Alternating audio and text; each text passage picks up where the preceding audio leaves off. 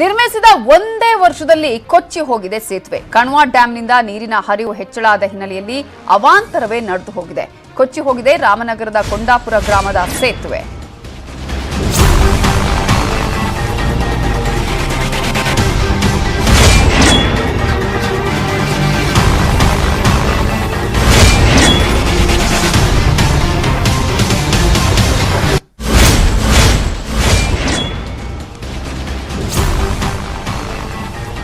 ಕೊಂಡಾಪುರ ಬಾಣಗಹಳ್ಳಿ ನಡುವೆ ಕಟ್ಟಲಾಗಿದ್ದಂತಹ ಸೇತುವೆ ಕಳಪೆ ಕಾಮಗಾರಿಯಿಂದಾಗಿ ಈ ರೀತಿಯಾಗಿ ಒಂದು ಅವಾಂತರ ಆಗಿದೆ ಅನ್ನುವಂತಹ ಆರೋಪ ಕೂಡ ಕೇಳಿ ಬಂದಿದೆ.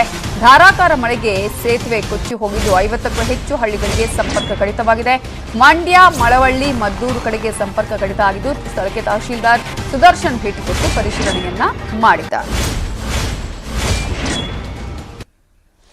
ಈಗಾಗಲೇ ನೀವು ನೋಡ್ತಾ ಇದ್ದೀರಿ, ಇವರು ಡಾರ್ಪರ್ ಅಂತ ಹೇಳಿ ಒಂದು ಉತ್ತಮ ತಳಿಯ ಕುರಿ ಸಾಕಣೆ ಮಾಡಿ ವರ್ಷಕ್ಕೆ 40-50 ಲಕ್ಷ ಸಂಪಾದನೆ ಮಾಡ್ತಾರೆ. ನೀವು ಮಾಡಬೇಕಾ? ಅವರಿಂದ ಕಲಿಬೇಕಾ? ಫ್ರೀಡಮ್ ಆ್ಯಪ್ ಅನ್ನ ಈಗಲೇ ಡೌನ್ಲೋಡ್ ಮಾಡಿ. ಇದೆಲ್ಲ ಕಟ್ಟಿದಂತಹ ಒಂದೇ ವರ್ಷಕ್ಕೆ ಯಾವ ರೀತಿಯಾಗಿ ಸೇತುವೆ ಅಲ್ಲಿ ನೆಲ ಕಚ್ಚಿದೆ ಅನ್ನೋದನ್ನ, ಯಾವ ರೀತಿಯಾಗಿ ಹಾಗಾದ್ರೆ ಅದರ ಒಂದು ಕಾಮಗಾರಿ ಆಗಿರಬಹುದು ಅನ್ನೋದು ಈಗ ಈ ಒಂದು ಸೇತುವೆಯನ್ನು ನೋಡಿದಾಗಲೇ ಗೊತ್ತಾಗುತ್ತೆ. ಕಾಮಗಾರಿ ಸ್ಟಾರ್ಟ್ ಆಗಿ ಒನ್ ಇಯರ್ ಆಗಿದೆ. ಸುಮಾರು ಇದು ವೆಚ್ಚ 36 ಲಕ್ಷಕ್ಕೆ ಟೆಂಡರ್ ಆಗಿರೋಂಥದ್ದು. ಇದು ಉಪಗುತ್ತಿಗೆ ತಗೊಂಡಿರುವಂಥ ಇಲ್ಲ ಸ್ಥಳೀಕರಾದಂಥ ಶ್ರೀಧರ್ KP ಅಂತವರು. ಇದು ಆಲ್ರೆಡಿ ಹಿಂದಿನ ಕೂಡ ದೂರು ಕೊಟ್ಟಿದ್ವಿ ಕಳಪೆ ಕಾಮಗಾರಿ ಎಂದು.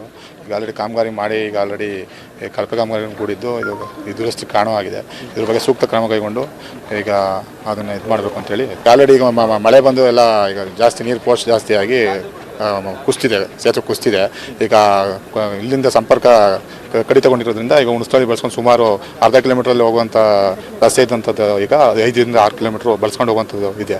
ಇದಕ್ಕೆ ಬೇಗ ಇದಕ್ಕೆ ಮೇಲ್ಕಂಡ ಅಧಿಕಾರಿಗಳು ಸೂಕ್ತ ಕ್ರಮ ಕೈಗೊಂಡು ಇದು ಮಾಡ್ತಾರೆ. ಹಳ್ಳಿಗೆ ಹೋಗುವಂಥ ಸೇತುವೆ ನಿರ್ಮಾಣ ಆಗಿತ್ತು, ಅದು ಬಿದ್ದಿರೋದು ಬೆಳಗ್ಗೆ ತಿಳಿದು ಬಂದಿತ್ತು. ಅದಕ್ಕೋಸ್ಕರ ಅಂತ ಸ್ಪಾಟ್ ವಿಸಿಟ್ ಬಂದಿದ್ವಿ. ಅದೇ ಒಂದು ವರ್ಷದಿಂದ ಮಾಡಿರುವಂಥ ಕಾಮಗಾರಿ ಅಂತ ತಿಳಿದು ಬಂದಿದೆ. ಇನ್ನೂ ಯಾರು ಮಾಡಿದ್ದು ಅದು ತಿಳಿದು ಬಂದಿಲ್ಲ. ಇವಾಗ ಸದ್ಯಕ್ಕೆ ಬ್ಯಾರಿಕೇಡ್ ಹಾಕಿ ರೋಡ್ನ ಕ್ಲೋಸ್ ಮಾಡಿದ್ದೀವಿ. ಆಲ್ಟರ್ನೇಟಿವ್ ರೋಡ್ ಹುಣಸನಹಳ್ಳಿ ಮೇಲೆ ಹೋಗುತ್ತೆ, ಪಕ್ಕದಲ್ಲೇ ಒಂದು 2 ಕಿಲೋಮೀಟರ್ಸಲ್ಲಿ. ಆ ರೋಡಲ್ಲಿ ಎಲ್ಲರೂ ಉಪಯೋಗ ಮಾಡ್ಕೋಬಹುದು. ಸದ್ಯಕ್ಕೆ ಯಾರು ಈ ರೋಡಲ್ಲಿ ಓಡಾಡಬಾರ್ದು ಅಂತ ಹೇಳಿ ಮನವಿ ಮಾಡ್ಕೊಂಡು ಇವಾಗ ಗ್ರೌಂಡ್ ರಿಪೋರ್ಟ್ ಕೊಟ್ಟಿದ್ದಾರೆ ನಮ್ಮ ರಿಪೋರ್ಟರ್ ವೆಂಕಟೇಶ್. ರಾಮನಗರ ಜಿಲ್ಲೆಯಲ್ಲಿ ಸುರಿತಾ ಇರತಕ್ಕಂಥ ಧಾರಾಕಾರ ಮಳೆಗೆ ಚನ್ನಪಟ್ಟಣ ತಾಲೂಕಿನ ಒಂದು ಸೇತುವೆ ಕುಸಿತ ಆಗಿದೆ. ಇದು ಪ್ರಮುಖವಾಗಿ ಒಂದು 50ಕ್ಕೂ ಹೆಚ್ಚು ಹಳ್ಳಿಗಳಿಗೆ ಸಂಪರ್ಕವನ್ನು ಬೆಳೆಸ್ತಾ ಇದ್ದಂಥ ಒಂದು ಸೇತುವೆ ಸಂಪೂರ್ಣವಾಗಿ ಕುಸಿತ ಆಗಿದೆ. ಈಗ ನೇರವಾಗಿ ದೃಶ್ಯಗಳನ್ನು ನೀವು ಕೂಡ ನೋಡ್ಬೋದು. ಚನ್ನಪಟ್ಟಣ ತಾಲೂಕಿನ ಕೊಂಡಾಪುರ ಮತ್ತು ಬಾಣಗಳ್ಳಿ ಗ್ರಾಮಕ್ಕೆ ಸಂಪರ್ಕ ಸೇತುವೆಯಾಗಿದ್ದಂಥ ಈ ಒಂದು ಸೇತುವೆ ಸಂಪೂರ್ಣವಾಗಿ ಕುಸಿದು ಬಿದ್ದಿದೆ. ಏನು ಇದು ಒಂದು ಸೇತುವೆಯಿಂದ ಸುಮಾರು 50ಕ್ಕೂ ಹೆಚ್ಚು ಹಳ್ಳಿಗಳಿಗೆ ಸಂಪರ್ಕವನ್ನು ಬೆಳೆಸ್ತಾ ಇತ್ತು. ಪ್ರಮುಖವಾಗಿ ಮದ್ದೂರು ತಾಲೂಕು, ಮಂಡ್ಯ ಜಿಲ್ಲೆಗೆ ಈ ಒಂದು ಸೇತುವೆ ಸಂಪರ್ಕವನ್ನು ಬೆಳೆಸ್ತಾ ಇತ್ತು. ಆದರೆ ಈ ಒಂದು ಸೇತುವೆಯನ್ನು ಕಳಪೆ ಕಾಮಗಾರಿಯಿಂದ ನಿರ್ಮಾಣವನ್ನು ಮಾಡಲಾಗಿದೆ. ಹಾಗಾಗಿ ಈ ಒಂದು ಸೇತುವೆ ಕುಸಿದಿದೆ ಅಂತೇಳಿ ಸ್ಥಳೀಯ ಗ್ರಾಮಸ್ಥರು ಒಂದು ಆರೋಪವನ್ನು ಮಾಡ್ತಾ ಇದ್ದಾರೆ. ಏನು 36 ಲಕ್ಷ ರೂಪಾಯಿಗೆ ಒಂದು ಸೇತುವೆಯನ್ನು ನಿರ್ಮಾಣ ಮಾಡಿದ್ದು, ಕಳೆದ 1 ವರ್ಷದಲ್ಲಿ ಈ ಒಂದು ಸೇತುವೆಯನ್ನು ಉದ್ಘಾಟನೆ ಮಾಡಲಾಗಿತ್ತು.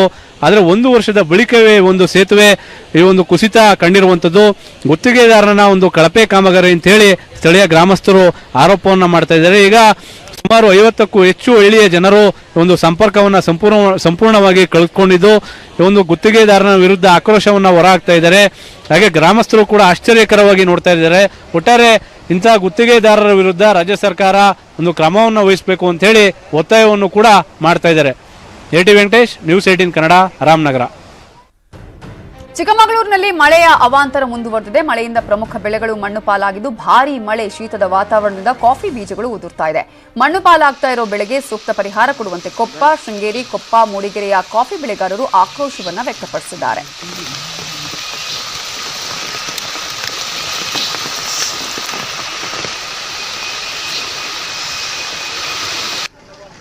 ಸತತ 2 ಗಂಟೆ ಇನ್ನು ಅಲ್ಲಿ ಯಾವ ರೀತಿಯ ಸಿಚುವೇಶನ್ ಇದೆ, ಯಾವ ರೀತಿಯಾಗಿ ಈಗಾಗಲೇ ಕಾಫಿ ಬೆಳೆಗಾರರು ನಷ್ಟಕ್ಕೆ ಒಳಗಾಗ್ತಾ ಇದ್ದಾರೆ, ಬೆಳೆ ಯಾವ ರೀತಿಗೆ ಮಣ್ಣು ಪಾಲಾಗಿದೆ, ಹಾಗೆ ಕಾಫಿ ಬೆಳೆಗಾರರನ್ನು ಕೂಡ ಮಾತನಾಡಿಸಿದ್ದಾರೆ ನಮ್ಮ ರಿಪೋರ್ಟರ್ ವೀರೇಶ್. ನೋಡೋಣ. ಚಿಕ್ಕಮಗಳೂರು ಜಿಲ್ಲೆ ಮಲೆನಾಡು ಭಾಗದಲ್ಲಿ ಸುರಿತಿರುವಂಥ ಮಳೆಯಿಂದ ಏನು ಜಿಲ್ಲೆಯ ಪ್ರಮುಖ ಬೆಳೆ ಆಗಿರುವಂಥ ಕಾಫಿ ಬೆಳೆ ಈಗ ಮಣ್ಣು ಪಾಲಾಗ್ತಿರುವಂಥದ್ದು. ನಾವೀಗ ಚಿಕ್ಕಮಗಳೂರು ಜಿಲ್ಲೆ ಮೂಡಿಗೆರೆಯಲ್ಲಿರುವಂಥದ್ದು ನೋಡ್ತಾ ಇದ್ದೀರಾ. ಇಲ್ಲಿ ಈ ಗಿಡದಲ್ಲೂ ಕೂಡ ಸಾಕಷ್ಟು ಕಾಫಿ ಬೀಜಗಳು ಈಗ ಬೀಜ ಬಂದಿರುವಂಥದ್ದು. ಆದರೆ ಸಂಪೂರ್ಣವಾಗಿ ಸುರಿದಂಥ ಮಳೆಯಿಂದ ಎಲ್ಲವೂ ಕೂಡ ಮಣ್ಣು ಪಾಲಾಗ್ತಿರುವಂಥದ್ದು. 30-40% ಕಾಫಿ ಬೆಳೆ ಸಂಪೂರ್ಣವಾಗಿ ನೆಲಕ್ಕೆ ಉದುರುತ್ತಿರುವಂಥದ್ದು. ಇದರಿಂದ ಒಂದು ರೀತಿಯಲ್ಲಿ ಕಾಫಿ ಬೆಳೆಗಾರರು ಕೂಡ ಆತಂಕಕ್ಕೆ ಒಳಗಾಗಿರುವಂಥದ್ದು ನೋಡ್ತಾ ಇದ್ದಾರೆ. ಯಾವ ರೀತಿ ಕಾಫಿ ಬೀಜಗಳು ಮಣ್ಣು ಪಾಲಾಗಿದೆ ಅನ್ನೋದು ಕೂಡ ಕಾಣ್ಬೋದಾಗಿದೆ. ಅಂದರೆ ಕಳೆದ 1 ತಿಂಗಳಿಂದ ಕೂಡ ಮಲೆನಾಡು ಭಾಗದಲ್ಲಿ ನಿರಂತರವಾಗಿ ಮಳೆ ಸುರಿಯುತ್ತಿರುವಂಥದ್ದು. ಇದರಿಂದ ಒಂದು ರೀತಿಯಲ್ಲಿ ಸಾಕಷ್ಟು ಲಕ್ಷ ಖರ್ಚು ಮಾಡಿದಂಥ ಕಾಫಿ ಬೆಳೆಗಾರರು ಒಂದು ರೀತಿಯಲ್ಲಿ ಆತಂಕಕ್ಕೆ ಒಳಗಾಗಿರುವಂಥದ್ದು. ಯಾಕಂದರೆ ಕಳೆದ 4-5 ವರ್ಷಗಳಿಂದಲೂ ಕೂಡ ಮಲೆನಾಡು ಭಾಗದಲ್ಲಿ ನಿರಂತರ ಮಳೆ ಆಗ್ತಿರುವಂಥದ್ದು. 4-5 ವರ್ಷದಿಂದಲೂ ಕೂಡ ಬೆಳೆ ಸಂಪೂರ್ಣವಾಗಿ ಮಣ್ಣು ಪಾಲಾಗ್ತದೆ. ಆದರೆ ಈ ವರ್ಷ ಸುರಿದಂಥ ಮಳೆಗೂ ಕೂಡ ಈ ರೀತಿ ಬೆಳೆದಂಥ ಬೆಳೆ ಮಣ್ಣು ಪಾಲಾಗ್ತಿರೋ ಹಿನ್ನೆಲೆಯಲ್ಲಿ ಒಂದು ರೀತಿಯಲ್ಲಿ ಮಲೆನಾಡಿಗರು ಹೈರಾಣಾಗಿರುವಂಥದ್ದು. ಬದುಕಿನ ದಾರಿ ಕಾಣದೆ ಇದ್ದಂಥ ಅಲ್ಪ ಸ್ವಲ್ಪ ಬೆಳೆ ಕೂಡ ಉಳಿಸ್ಕೊಳ್ಳೋಕ್ಕೆ ಸಾಕಷ್ಟು ಖರ್ಚು ಕೂಡ ಮಾಡಿರ್ತಾರೆ. ಇಲ್ಲಿ ಕಾಫಿ ಬೆಳೆದಂಥ ಬೆಳೆಗಾರರು ಕೂಡ ನಮ್ಮ ಜೊತೆಗಿದ್ದಾರೆ. ಅವ್ರನ್ನ ಕೇಳೋಣ ಯಾವ ಥರ ಮಳೆಯಿಂದ ಹಾನಿ ಆಗ್ತದೆ ಅಂತ. ಸರ್ ಹೇಳಿ ಸರ್, ಅಂದರೆ ಯಾವ ಪ್ರಮಾಣದಲ್ಲಿ ಈಗ ಹಾನಿ ಆಗ್ತದೆ ಈ ಕಾಫಿ ಬೆಳೆದಿದೆ? ಇದು ಸಾಮಾನ್ಯ ಈಗ ಒಂದು 5 ವರ್ಷದಿಂದ ಕಳೆದ 5 ವರ್ಷದಿಂದ ಸತತವಾಗಿ ಮಳೆ ಸುರಿತಾ ಇದೆ. ಈಗ ಕಳೆದ 3 ವರ್ಷದಿಂದ ಆಶ್ಲೇಷ ಮಳೆಗೆ ಜಾಸ್ತಿ ಡ್ರಾಪ್ ಆಗ್ತಿತ್ತು. ಈ ವರ್ಷ ಪುಷ್ಯ ಮಳೆಯಲ್ಲೂ ಡ್ರಾಪ್ ಆಯಿತು ಫಸ್ಟ್ ಇದರಲ್ಲಿ.